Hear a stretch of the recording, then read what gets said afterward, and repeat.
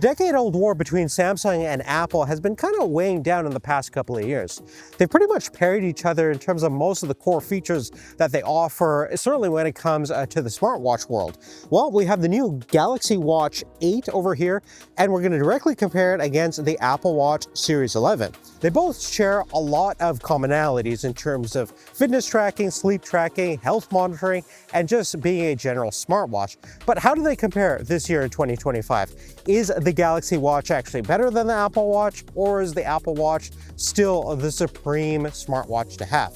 If you're interested, let's get into it. Now, the Series 11 is basically an incremental improvement from the Series 10. They both look the same internally and externally, but the Series 11 has some minor upgrades, including 5G cellular support, a new ceramic coating on the ion-strengthened glass, which is going to give double the scratch resistant. You still get a sapphire crystal glass if you opt for the titanium version of the Series 11.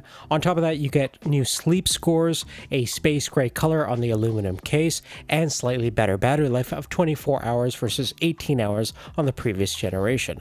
But all in all, the Series 11 looks exactly the same externally, and internally it's running the same SoC, the S10 chip. On the Samsung side, the Galaxy Watch 8 is a pretty much new design from top to bottom. It looks completely different from the Series 7, which was a circular design. Now, as you can see, the case shape is a squircle, but the display is still circular. It's still based off of the Google Wear OS operating system with a One UI Samsung skin on top of it, and perhaps Samsung wanted to kind of departure from the circular design that they've been known for pretty much since they started the Galaxy Watch line, and they see the popularity of the Apple Watch design and perhaps want to go to a square looking watch, but obviously can't really commit since the Google Wear OS is a circular operating system. Now, in terms of price, the Galaxy Watch 8 is the cheaper device at $350 for the cheapest 40mm version. The 44mm version that we have over here is about $380 for the non-cellular versions. The Apple Watch Series 11 starts at $399 for the 42mm version and $429 for the 46mm version. Beyond that, in terms of the watch band, on our Apple Watch S11, we're using the Unity Rhythm Sport Loop band, which is very light, comfortable, and is a cool looking color scheme. The Galaxy Watch 8 now uses a similar proprietary band locking system. That means you're limited in terms of universal band options that we've seen from Samsung Galaxy Watches in the past, but the benefit of that is comfort. The bands are tightly integrated into the watch case itself, making it a lot more easy on the skin in terms of any kind of pressure points, and comfort is super important, especially when you're sleeping with a watch, since for me personally it is pretty uncomfortable wearing a watch or something on my wrist when I'm trying to get to sleep, and making the watch a little bit more comfortable definitely makes that process a little bit more bearable. Now, funny enough, even though the Series 11 is slightly thicker and heavier than the Galaxy Watch 8,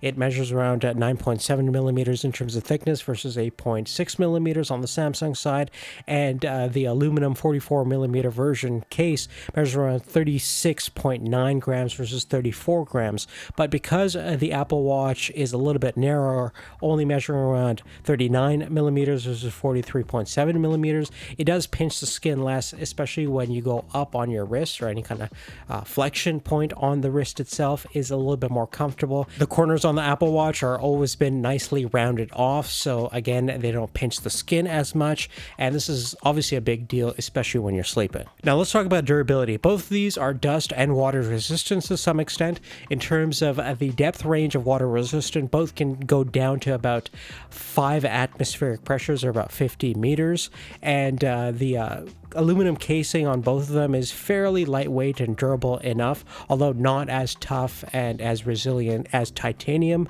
but certainly good enough for day-to-day life.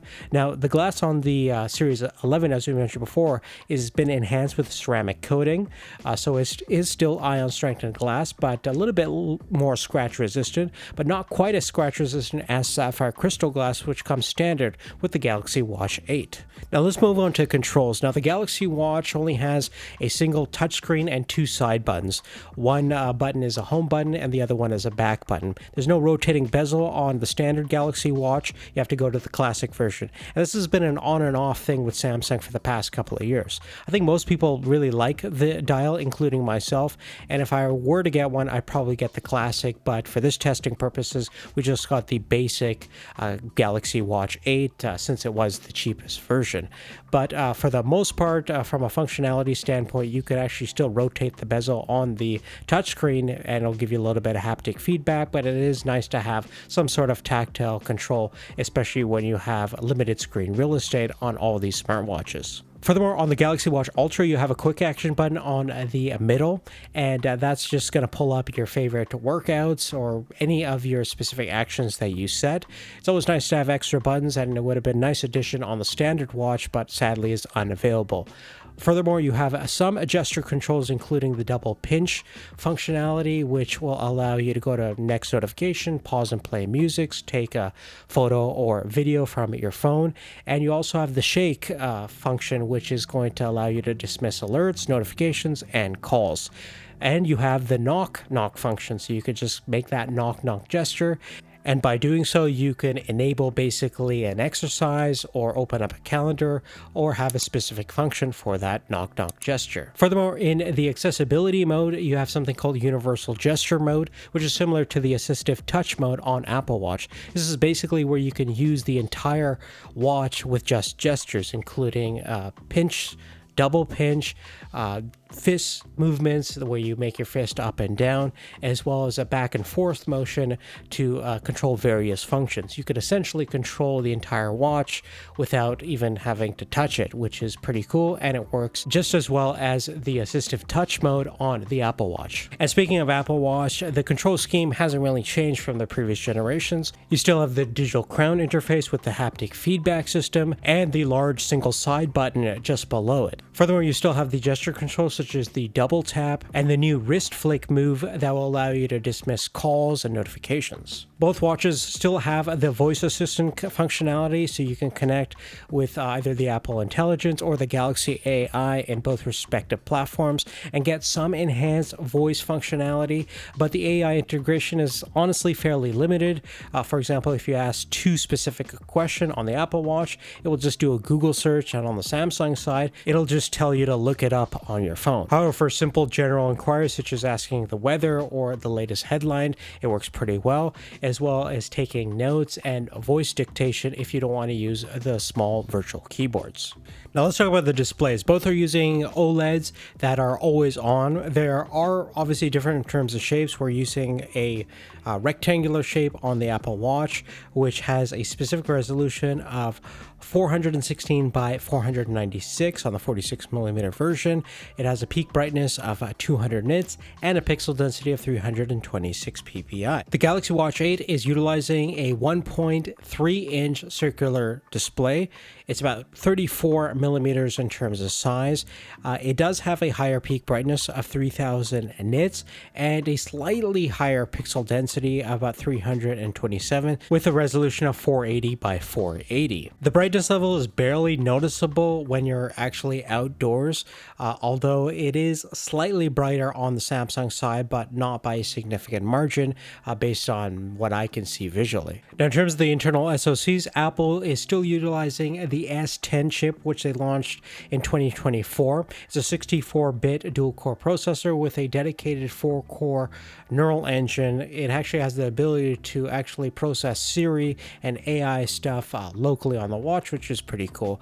On the Samsung side, it's using the Exynos W1000 chip. It's 3nm architecture. It's a pentacore, so 5 cores, and it's using the Melee G68 GPU. In terms of RAM, we have 2 gigabytes on the Samsung and 1 gigabyte on the Apple, but we also have more memory on the Apple side, about 64 gigabytes of internal storage versus 32 gigabytes. This is actually a pretty big deal for me personally, since I actually download quite a bit of music and podcasts when I'm using the watch for training purposes, and sometimes I don't have internet or Wi-Fi connection, especially when I'm outside. Beyond that, in terms of cellular connectivity, the Galaxy Watch 8 has LTE support with eSIM integration if you get the networking enabled version, but the standard watches come with a Wi-Fi, Bluetooth, NFC for the Samsung Pay as well as the advanced GPS chip. On the Apple Watch side, they've actually introduced a 5G version, which will allow you to connect up to 5G networks for faster internet connectivity, and the standard Wi-Fi or GPS only are pretty much the same as the Series 10 with NFC for Apple Pay as well as the dual GPS chips for precise location tracking. Moreover, in terms of battery life, this is an upgrade as we mentioned earlier on the Series 11 versus the previous generation. We now have 24 hours of always on battery life, and in low power mode you get 38 hours. We don't know the exact capacity since I haven't seen a teardown at this stage of the game, but it will be probably a slightly larger battery based on what I can see, even though the new operating system is a little bit better optimized for battery performance. But since it's still using the same S10 chip, we should at least have a slightly larger battery. Now on the Galaxy Watch 8, we do have a larger battery of 425 milliamp hours on the 44mm version, and Samsung claims with the always on display you get up to 30 hours of usage, and with that feature turned off you get 40 hours. In real life, I encountered anywhere between 2 to 4 hours more battery life on the Galaxy Watch 8 versus the Series 11. Not a huge significant margin, but it's actually quite important to have as much battery life as possible, especially when you're going to be using these things for both sleep tracking and day tracking, and it becomes kind of annoying to find out when you need to charge them. Do you charge them in the middle of the day? Do you charge them at night, but then you don't have any sleep tracking?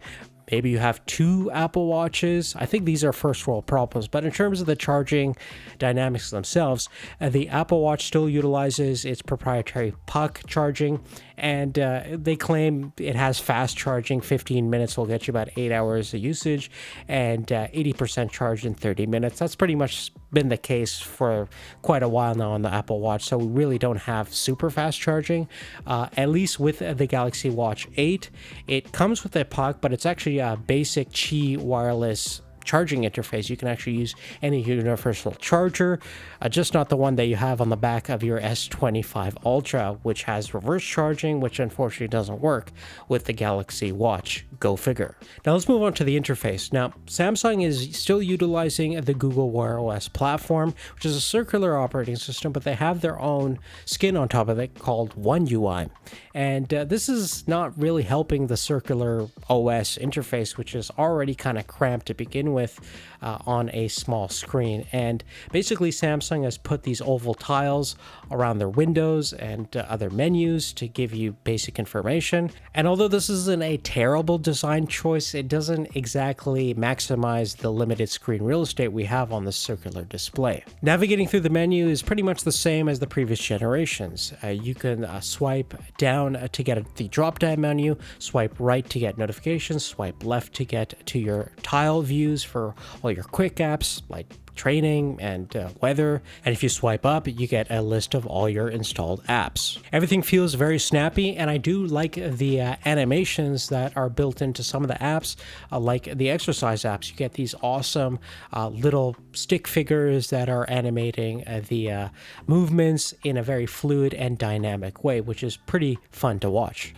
Now on the Apple Watch, we're using the Watch OS 26, which is more or less similar to the previous generation with some slight modifications, including a new customized looks for your workout screen so you can have specific metrics, as well as customize the exact windows for your specific workouts, and this is done through the settings menu before you initiate your workout. You can also take note with your Apple Watch, whether it's with the keyboard or voice, and it'll automatically sync to your iPhone, which is pretty cool. If you take a phone call, it will actually adjust the volume of your speaker according to your ambient environment. So if you're in a loud environment, it'll actually boost up the volume of your internal speaker, and vice versa in a quiet environment. There's also specific music that you can play alongside your workout, and you can set it to specific playlists based on what you're doing. Maybe a relaxed playlist when you're on a walk, a calm when you're doing yoga, or something upbeat for strength training or things like that. And we get the sleep score, which ties nicely into the sleep mode of the Apple Watch. This score is comprised of 50 points for sleep duration, 30 points for bedtime, and 20 points for interruption. And your score is measured against your average based on the sleep preferences you set initially. So for example, if your bedtime is at 10 p.m., you get 8 hours of sleep with 0 interruptions, you effectively get a perfect 100 out of 100. Within the sleep app on your iPhone, you also get a sleep visualization of the different sleeping stages, including deep, core, and rapid eye movement, as well as your awake stages. You also get metrics for the duration on each sleep stage, as well as other things such as blood O2 saturation, your skin temperature, at least by your wrist, and your respiratory and heart rate. You can summarize all these metrics or lump them all together to get an average highlight of how your sleep is doing over the course of a week or a few days. Now move over to the Samsung side. Samsung has been developing sleep tracking technology for a number of years, and they were actually ahead of the game even compared to Apple, which kind of ignored it for the past couple of years until recently. And the sleep app built into the Samsung Health ecosystem is excellent. It has great metrics and is very easy to use. If we look at the first reading, which is time in bed, this is actually quite an important thing, because this starts the moment you actually pretty much lie down on your bed. And if you have a bad habit like me of going on your phone instead of sleeping, this is definitely going to highlight that quite drastically. You also get sleep latency. This is the amount of time it takes you to actually fall asleep. Typically 5 to 30 minutes is within the normal range. At this time, I actually took over 2 hours, which is definitely not good, and probably because I was on the phone. And next we have sleep time, which is the amount of actual sleep time from the moment you fall asleep to the moment you wake up.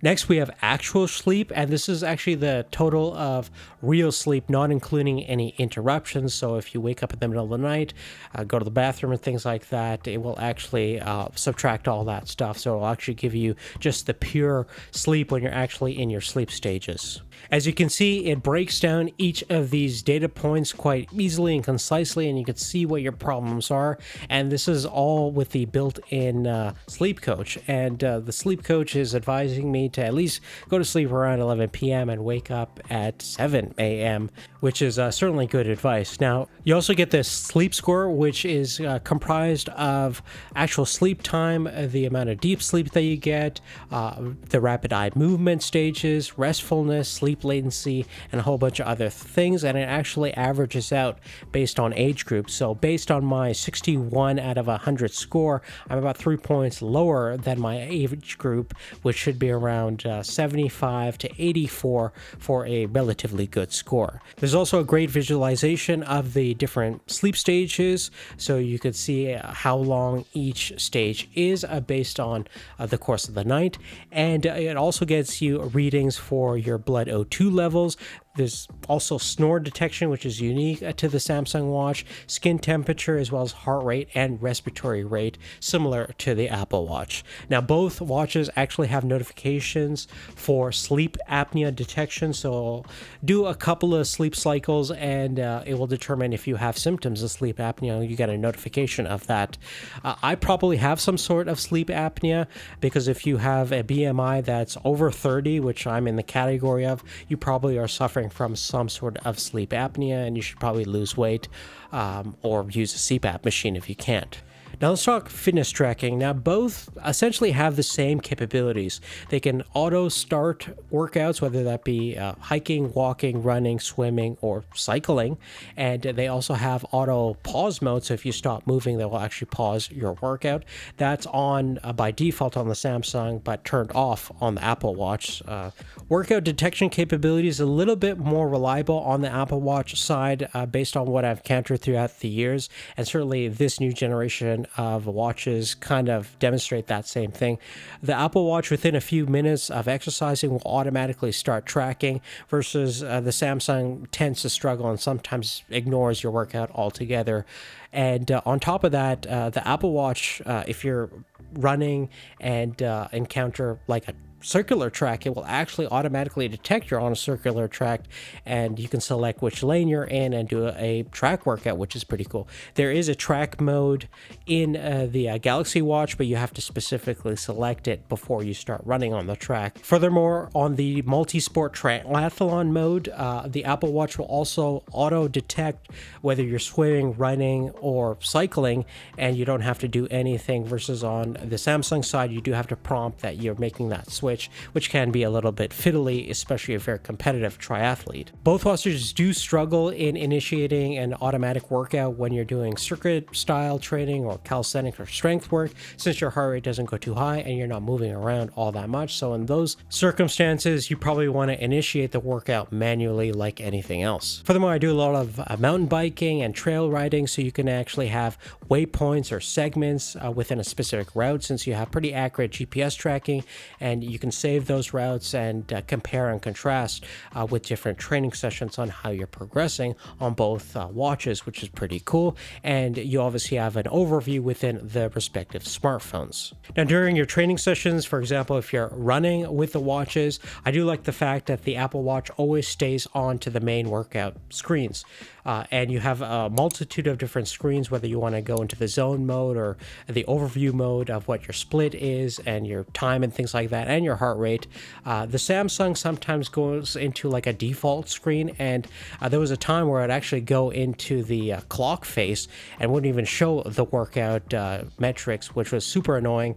It fixed it a little bit with the new update, but sometimes it has little glitches here and there, and you have to tap the screen to know what you're actually doing on your workout on the Samsung side, versus I've never had that problem on the Apple Watch. Now, one unique thing on the Galaxy Watch 8 is the running coach. So you can actually initiate a 12-minute test run, and it will basically determine your overall fitness level, and then create a custom training program that will allow you to accumulate volume, increase your running efficiency, reduce your split time, and overall become a better overall runner. I've done a few of these coaching workouts, and overall my experience has been pretty positive.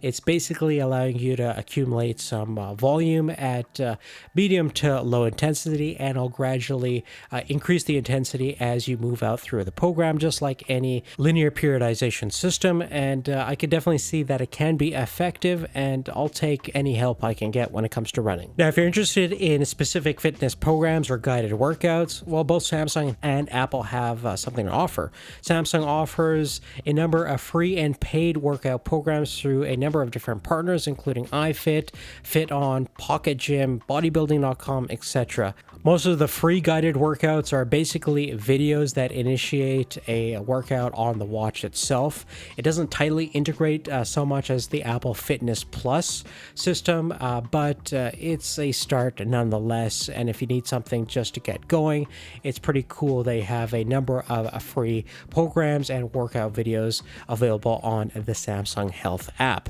Now, on the Apple Watch, we're using Apple Fitness Plus, which is a paid subscription, but they're really high quality videos that integrate directly into the Apple Watch. It gives you specific metrics right on the screen. So if you cast it up on your phone or on a big TV, you can see your heart rate right integrated within the video, which is pretty cool. There's a number of different training styles, from yoga, meditation, stretch work, cycling, strength stuff. You name it, it's probably there. Some of my favorites are the Time to Run series, where you can run in different locations with a trainer, and it's kind of like a guided tour in a given space, and it's kind of an engaging way to use your treadmill at home. Some of the other things I like is the Artist Spotlight, where you can work out to specific music from a specific artist. And just the feel and vibe of Apple Fitness Plus feels really positive. I really like all the trainers. They look like just natural, normal, healthy people, not super enhanced athletes that are kind of unattainable in terms of physiques. And they're very engaging and super motivating. So if you're into working out alone at home, this is a really great service service that I definitely think is worth the price. Now, before, let's talk about health monitoring specifically for your vitals. Now, both have heart rate variabilities, both have ECG sensors, and can detect AFib based on different symptoms on your heart rate, which is pretty cool. Now, Apple has introduced a official hypertension, which is pending approval in all regions, but basically this is FDA approved, and it will give you signs of hypertension, which is essentially high blood pressure on your Apple Watch, and then you can go about your doctor and see how you can mitigate that, which is typically better sleep, exercise, and diet, and things like that. Furthermore, another advantage that I personally saw is if you're a diabetic in North America, specifically here in Canada, and using the Dexcom patch, which is basically a Bluetooth patch that monitors your glucose level, it can actually pair directly to the Apple Watch and monitor your glucose levels, and you can check that either on your iPhone or on the Apple Watch. It also has a Android app, but unfortunately on the Samsung watch side, it doesn't have an official supported app. There are hacks that allow you to look at your glucose monitor through the Dexcom system, but nothing official from Samsung. So that's something exclusive on the Apple Watch side if you're a diabetic and using the Dexcom system. You also have fall detection on both, but Apple also has crash detection if you're in a car accident, although both the Samsung phone and iPhones have that built in as well, but that's natively embedded into the Apple Watch. And on top of the fall detection, there's also a walking steadiness that it measures basically your movements when you're walking. If you're wobbly or asymmetrical, it measures the speed, the step length, and your overall balance, and will determine if you're actually going to get into a fall and have the emergency fall detection SOS on standby, so it'll quickly respond to any emergency. Great for disabled people and the elderly.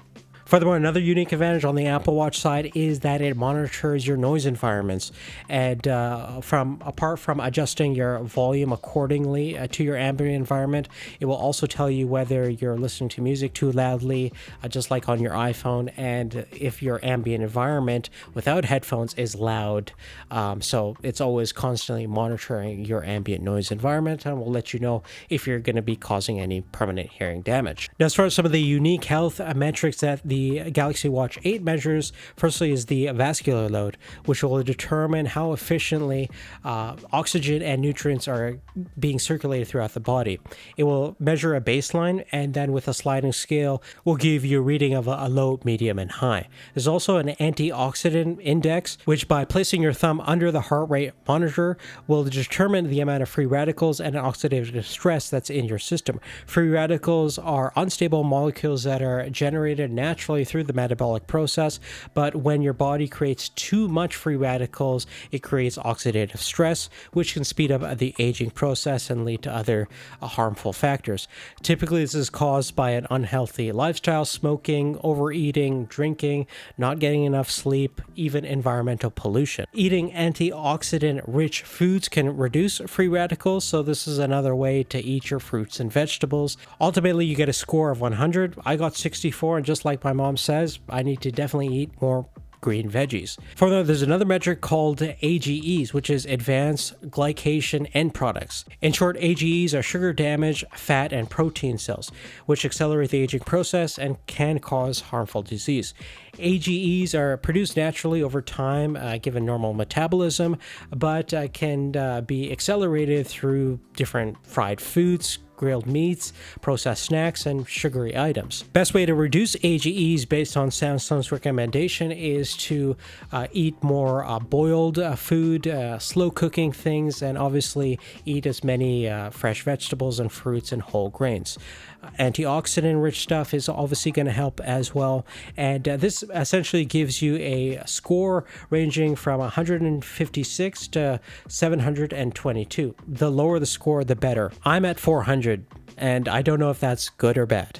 Lastly, I want to talk about blood pressure monitoring, which has been offered for a number of years on Samsung's side. It's not real blood pressure sensing, but it basically calibrates the heart rate monitor based on 3 measurements with an actual blood pressure monitor. This is not going to be 100% reliable, and basically is just another indication of whether you're kind of in the normal range of your blood pressure. But if you do have blood pressure problems, you probably actually want to get a real blood pressure monitor and measure it properly, and you can manually enter it within both the Apple and Samsung Health interfaces. Now, last but not least, I want to talk about the mindfulness/meditation apps that both of these smartwatches offer. This is kind of like a weird dichotomy to me, because it essentially wants you to disconnect from technology and be a little bit more mindful of your surroundings and not worry about the things that technology brings to us with social media and everything like that. And it's a weird kind of proposition. You're basically using technology to get away from technology. However, if some people find that it helps reduce anxiety and bring mental clarity, that's great. Personally, if I want to disconnect from technology, I stop using technology. Now, to sum up everything we've talked about, I want to go through the unique advantage that each smartwatch presents, starting with the Galaxy Watch 8. And the first thing has to be that it is technically thinner and lighter than the Apple Watch Series 11 in the equivalent sizes. And even though for me personally, it's not as comfortable, but it's still lighter on the wrist and thinner as well. Furthermore, as standard, you get sapphire crystal glass, which is actually a really big deal. I've already scratched up my Series 11 just by using it in this testing process, versus I've been super rough with the Galaxy Watch, and it looks pretty much brand new. Another advantage is the brightness. You get slightly brighter display of 3000 nits versus 2000 nits on the Series 11. You also get excellent battery life on the Galaxy Watch 8, especially in power saver mode. You can at least get a few more hours of day-to-day use. I also like the fact that it uses standard Qi charging. You can use the puck charger that comes with it, but you can also use any wireless charger, which is definitely very convenient and handy compared to the Apple Watch, which is stuck with its proprietary charger. Furthermore, I really do like the Sleep app in the Samsung Health ecosystem. They've been tracking sleep longer than Apple, and it really does show based on the software side. Beyond that, you get other health metrics such as the body composition, which is unique to Samsung, as well as the EGE score, vascular load, blood pressure, as well as the anti-dioxide sensor. Last but not least, you do get a little bit more bang for the buck compared to the Apple Watch, which is on average about $50 more expensive. Now let's move on and talk about the advantages that the Series 11 still has. And the big thing has to be control interface. We don't have that rotating bezel on the Galaxy Watch like we have on the Classic, but we have the digital crown interface and the side buttons, and just the physical nature and control tactile sensation you get, as well as improved haptics, definitely makes the Apple Watch a little bit nicer to use. Beyond that, I do think watchOS and the Apple ecosystem is a little bit better thought out from a user experience standpoint. It really does feel like a mini smartphone with that rectangular screen, and the navigation is just a little bit easier and nicer to use. The other thing too is you have official hypertension certification through the Apple Watch, which is not officially certified on the Galaxy Watch side. So they did get FDA approval in the US anyways to give you notifications if you are suffering from symptoms of hypertension on the Apple Watch exclusively. Beyond that, you also get the 5G mobile internet connection, which is going to get you faster internet speeds when you're out and about. You also get double the internal storage memory of 64 gigabytes compared to 32 gigabytes on the Samsung. Also, if you care about your hearing, Apple also has the noise monitor on all the time. So if you want to make sure that your ears are protected in an external environment, you do have that extra auditory protection on the Apple Watch. Last but not least, if you're interested in a premium service for guided workouts as well as training programs, I do think Apple Fitness Plus offers some value.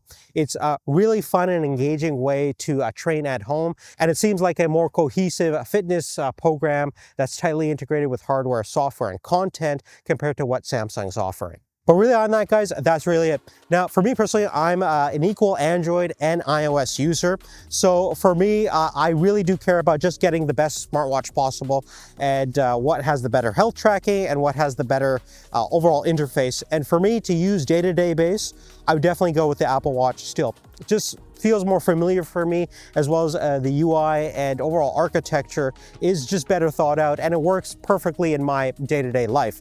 It tracks my workouts automatically a lot more consistently, and has good enough metrics, although Samsung definitely has better metrics in my opinion for both workout and sleep tracking, but certainly good enough for most people that just want to use a device that's on their wrist, separate from their smartphone, that's going to make it more of a companion piece in terms of activity and health tracking. So for that reason, I still think the Apple Watch has some just quality of life things that Samsung is still kind of missing, but love to see improvements throughout the years. And let me know what you guys think is the best smartwatch that's currently available. If you haven't checked out our video with the new Ultra 3 Apple Watch versus the Samsung Galaxy Ultra, definitely check that video out. But in the meantime, I want to make sure you guys are liked and subscribed, have post notifications turned on, and we'll see you real soon in the next one. Take care. Bye-bye.